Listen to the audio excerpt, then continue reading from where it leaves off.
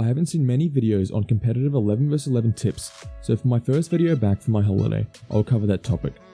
This is primarily for teams and players who play in competitive leagues. This is based off of my opinions, so if you disagree, let me know why in the comments below. Use your mic. This is something that I do not hear talked about enough. This will win your games, period. Everyone playing should not be afraid to use their mics. From my experience, talking directly results in added confidence as well, which is a bonus. I'll give you a few examples now. Fullback communication is crucial, whether that's communicating with your other defenders about who to pick up on set pieces or calling for the switch. Please use your mic. Switching is a big part of 11 vs 11 pro clubs due to the swarm, which we all know and love. Most people will be focusing on their area of the pitch and don't have time to check for you if the switch is on. Please let your teammates know. Goalkeeper. Just because you are not directly playing does not mean you should be staying quiet. Letting people know where you are kicking is crucial as it allows a player to get in position and prepare surrounding players for the second ball. Goalkeepers also have a good view on the pitch. They can see what is potentially going wrong if they have an understanding of 11 vs 11 clubs. Attackers. Talking in these positions is a must. I can't tell you how many times in DM I've been busy looking at a pass until I hear a call from one of my attackers. I know their voice and their whereabouts of where they will be positioned, so I can immediately look and potentially put them through in goal or get them in a great position where they can cause trouble. Watch any top level teams, talking will always be prevalent in these positions. I will now go into my next tip, which is to remain positive. Yes, I know it sounds cheesy, but this is an extremely important factor when it comes to competitions.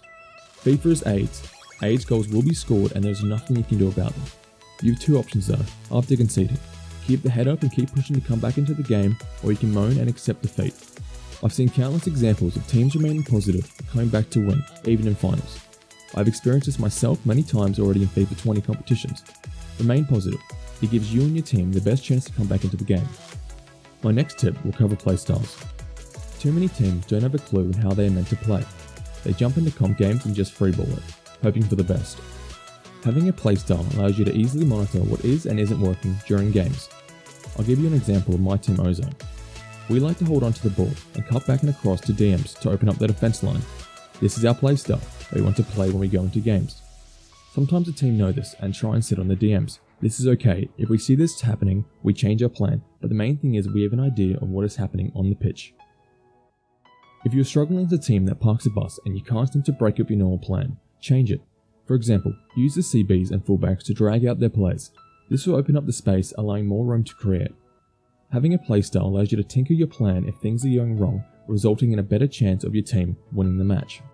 I will now go into my last tip. This one is hard since people have different work schedules, etc. But if your goal is to do well, please listen to this advice. Consistency. This is, in my opinion, the biggest factor in improving as a team and potentially winning titles. All the top teams in Australia play the most and play consistently. It's as simple as that. Try and have a schedule going into your comps. Remaining strict to the schedule throughout the league games and finals will give your team the best chance of doing well. Too many times I've seen teams way ahead in the league fall short because they stop playing due to comfort at the top or lack of interest. This will cost you. Make a schedule with your Pro Clubs team and try and stick to it as best as possible. Thanks for watching. This video is not meant for everyone as some don't take competitions seriously. On that note, if you do want your team to become better, these tips will go a long way in helping you achieve that. If you have any questions about improving your team or you want advice, follow me on Twitter at Steelo544. I'll answer any questions on clubs. I hope you found this video helpful. I play and stream at 6:30 AEST with viewers, so jump on in and have a kick. If you have any questions, you can ask them here as well.